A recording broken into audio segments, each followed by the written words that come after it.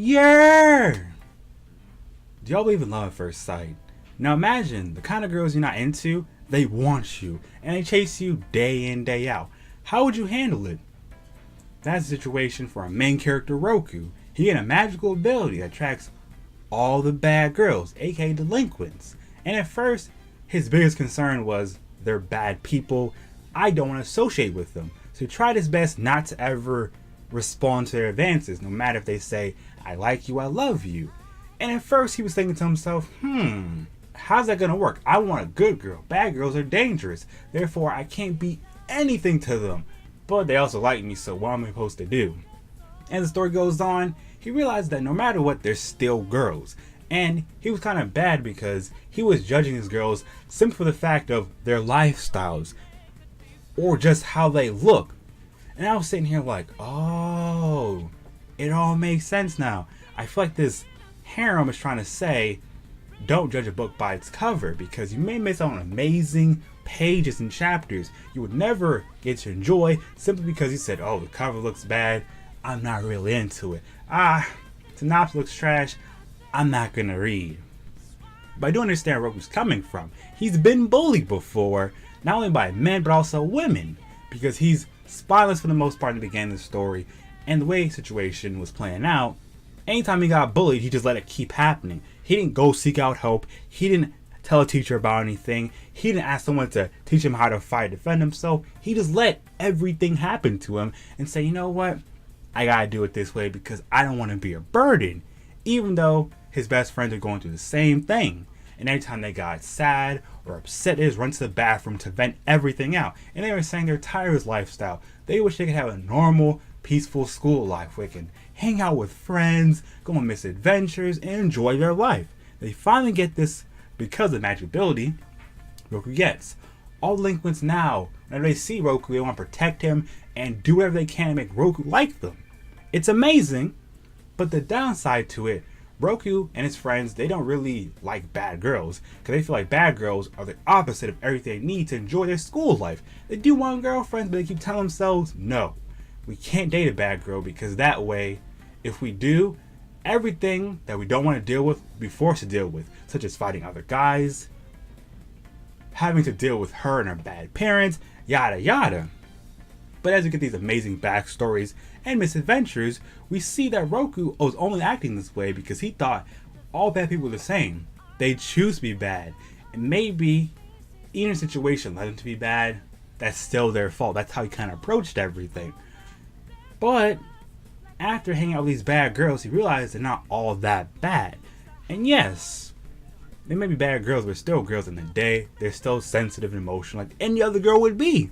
So the best thing to do is treat them the way you want to be treated, and you'll see a totally different side to them. The main girl in the series, her name is Rana. They describe her as a wild beast. The only time she smiles when you're doing something violent. And every time we see her, she's fighting for the most part, scaring other people. And even when the other characters want to bond with her, she seems indifferent to the whole situation. They're like, hey, you want a hug? They hug her and she's just looking like, I don't really care what's going on. I'm hungry, I want some meat or something like that. But you mentioned Roku, she lights up, she smiles, she blushes, and acts like a normal girl. What makes everything kind of complicated for Roku, he's worried girls like Rana only like him because of this magic. Because the magic shows them their ideal version of Roku. So in their eyes, Roku is their ideal boyfriend, or the guy they want to be with. But they don't see Roku for Roku. Now yes, the way Rana is, she does care about Roku, and she does whatever it takes to make him happy. What Roku wants to do, she wants to do. But that's the problem with her. Compared to the other girls, that's her only defining character trait. If Roku wants to frolic in some flowers, eat cupcakes, that's what Rana wants to do. She doesn't have her own mind. And every time we see her, people are either running from her, she's fighting somebody, or just looks indifferent. That's all we get from her. I was thinking with her backstory, it would change her mind on who she is. But it didn't really change. Compared to the other girls, her backstory was weak, boring. Made sense for the person she is, but she didn't really change. In Rana's backstory, here's what we saw. She's always been a bad person since she was a baby. Her parents gave her up to a priest hoping he could reform her. It didn't really work. She learned how to walk at a very young age. She was always frowning, barely smiled, and when she smiled, she was dragging the priest on her little bike. And I was like, oh no. The priest found a monk who was supposed to be able to cure her. But what happened was he put on this magical amulet that if you put on a bad person, it's supposed to suppress their evil. And they thought if they did this, Ron would be a good person. They instantly broke. The monk was so scared of Ron, he ran for his life because he's afraid no one can control her. She's always going to be evil. She's supposed to be evil incarnate. So if Roku wants to be with her, he has to always accept the possibility she may hurt him, not because that was her plan, but simply because she's a violent person, and wherever she goes, fear, destruction, and chaos will ensue. Now, yes, she did propose to Roku, but he didn't say yes. And at first I was like, how can he do this and not hurt her feelings? And he did it in a great way. He was pretty much saying he does care about her, but he's not ready for a relationship of that level, a special proposal. Roku never had an actual girlfriend, so proposal, that's a big step up. Everyone was just like, huh? But at the same time, they were relieved. I do like Ron as a character, and I hope she will change. Roku wants to change her into a better person, so that way if the magic stops working for whatever reason, he can actually continue to be by her side and be someone special to her. Now, he understands she has feelings for him, but he doesn't actually know how to respond to those feelings, because if you never had a girlfriend before, how do you handle a girl who's interested in you and she's open about it and does whatever it takes to make you happy? Hard to actually deal with all of that. Now, of course, while about the other girls, if you take away Roku from the equation, they still have their own character. We're introduced to one girl where her family got ruined by debt collectors. So she became a debt collector herself, so that way she never had to struggle in poverty ever again. But because of Roku, she realized that what she was doing was no different than debt collectors from her childhood. She doesn't want to starve again, but she does believe you should give your money to friends without assigning debt. It's not lending, you're giving. But other than that, keep all the money you possibly can. So that way you can live, because to her, money is blood. It's their lifeline. How can you exist without blood? It makes sense because her theme is being a vampire and she's anemic. Very interesting stuff right there. And I like about how everything changed about her. Roku helped her with her big problem. She realized that, hey, if she wants to be a girl who's worthy of being with Roku, she should be more girly. She tried her best to get close to the guy she likes and get to know him better. That's a good approach, and it felt realistic to me. The other girl who's into Roku, she hates people that drive fast motorcycles because the guy she really cared about and was her model for Prince Charming, he got hurt protecting her. So in her mind, if you're just gonna drive super fast on a motorcycle, just take care of you. Then she learns she's no different than the guy drives fast, doing whatever he wants. And now they're good rivals, that same guy who harmed her original Prince Charming. And now she wants to help Roku by being his personal chauffeur. So yes, she still likes the guy, but she realizes she had to be his girlfriend to be happy with him. I like that. I really do. The Bancho of the school, aka the leader, she likes Roku. He was her first love, but she's okay now that even though she cares about Roku, they don't have to date. That's what I'm talking about. There's girls in the series that do care about Roku, do like him, but realize they don't have to date to be meaningful to Roku himself.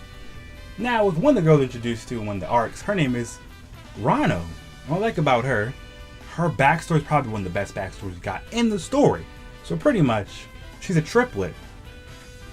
And because older brother taught them everything they know, they always relied on him and did whatever they could to entertain him because their older brother gets bored easily. And because they all look and sound the same, it's kind of a thing to pretend to be each other or pretend to be other people. And then one day, they cross-dress each other. Her brother dressed like a girl and she dressed like a boy. It surprised older brother, and that's how everything began.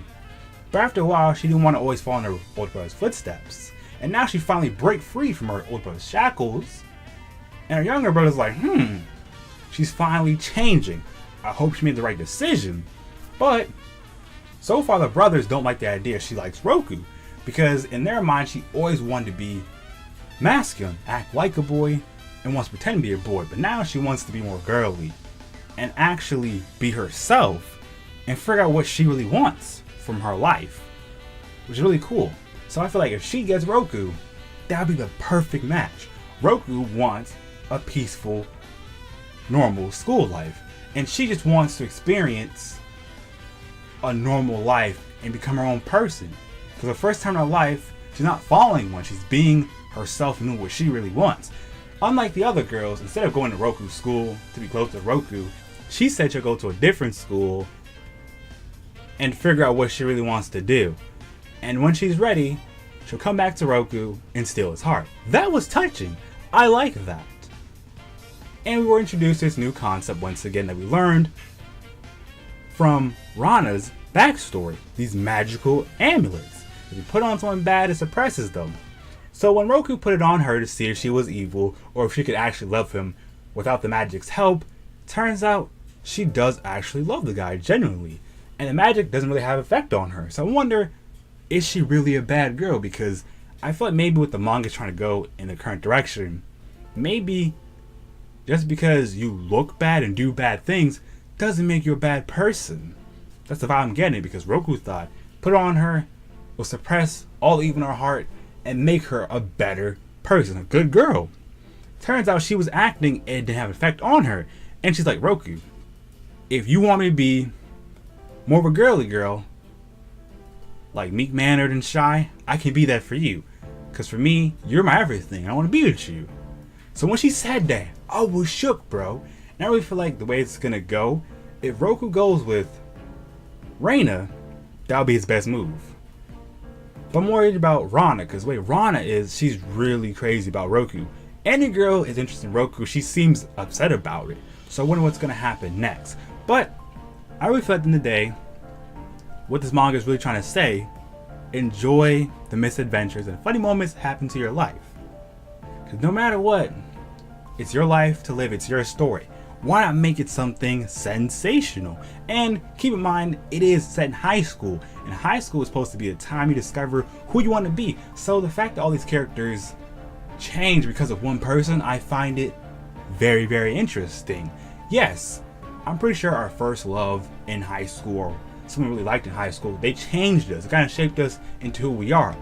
But yes, of course, you don't need a special person to make you change, especially in the setting of high school. But I feel like you have to sell this manga to anybody. The key point is, you can become closer to your ideal self, regardless of your starting point. A lot of characters start off, they were just delinquents.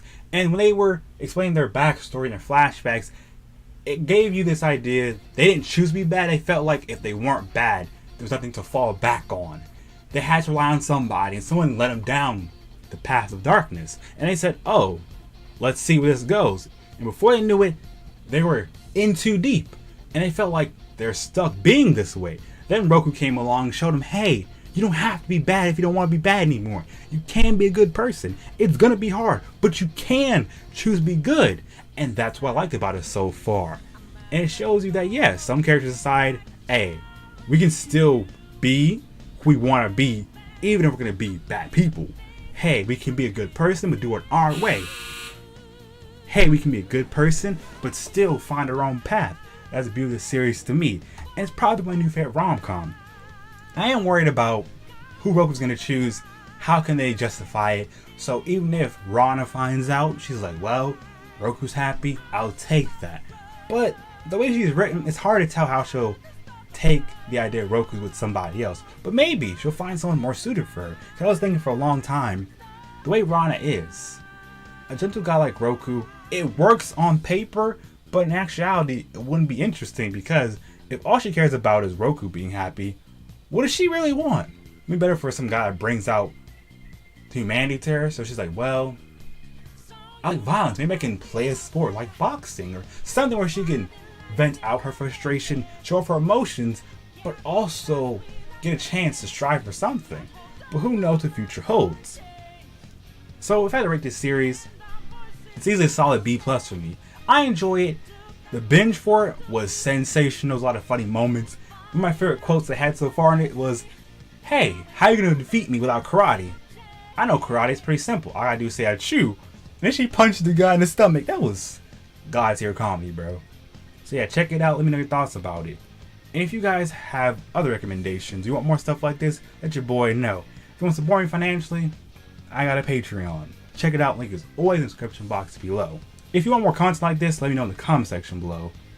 Share your favorite social medias. Like the video if you enjoyed it. Follow me on Twitch. Follow me on Twitter. Join my Discord. I can really say so much more, but my squad needs me.